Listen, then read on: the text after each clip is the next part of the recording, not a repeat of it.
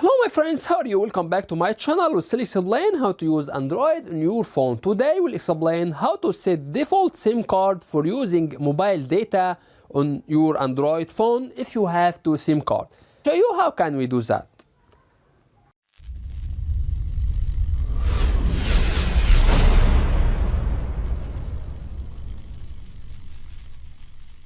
At first tap on settings.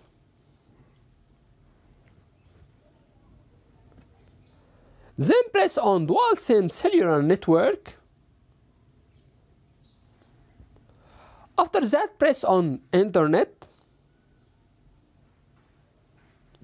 Here you can find two options, SIM number 1 and SIM number 2. If you want to change default to be SIM number 2, just press on this icon.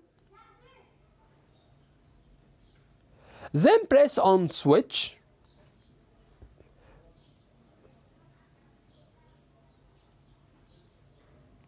Now it's already changed. Here we reach to the end of the video. On this video we explain how to set default SIM card for using mobile data on your Android phone when you have two SIM cards. That's it.